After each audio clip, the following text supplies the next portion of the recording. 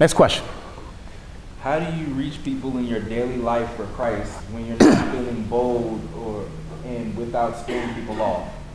How do you reach people in your daily life for Christ when you're not feeling bold and without scaring people off?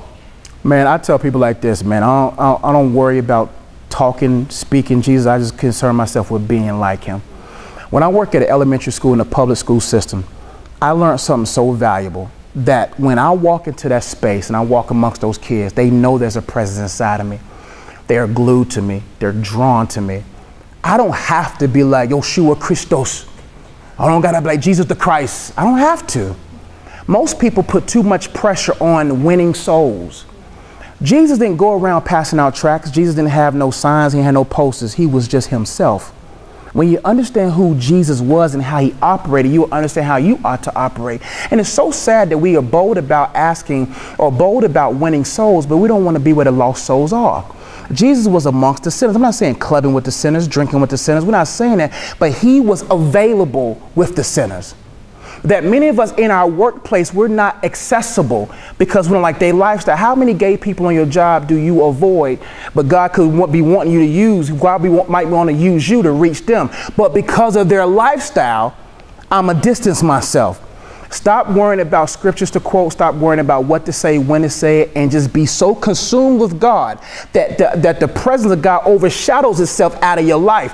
Why do you think those boys walk by people and their shadows heal people? Because they had enough anointing on them that overflowed beyond them that people was able to recognize they were different. That's why I don't get so caught up on being something that everybody else is. I'm concerned about having the power of God inside of me through prayer, through worshiping, through fasting, through reading, so that when I am in a secular environment, they know the lights are on. Listen, these lights, do they say I'm a Christian? Do they say I was made by this, made by that? I'm powered by Duke Energy? They don't say them, they just be. We don't got to be broadcasting what kind of lights we are. Just continue with your walk with God and let people watch.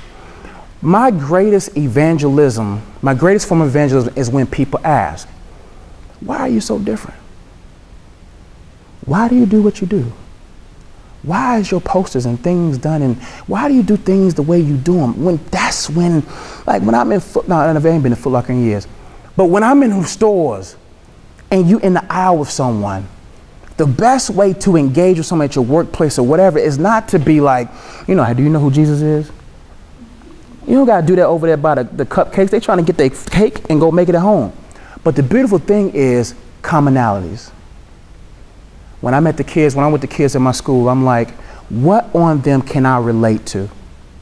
What on them can I ask them about? Because you know what's going to happen when you're in the streets. They're going to ask you, what do you do? Well, I'm a preacher. Well, I'm this. What school did you go to? Oral Roberts University. Why did you go there? Because God said. Then now God is in the conversation now, not because I forced it in. I just let it happen naturally. Most of us get so caught up on all these different things that helps, but sometimes it gets in the way. Hope that makes sense. Yeah. Next question.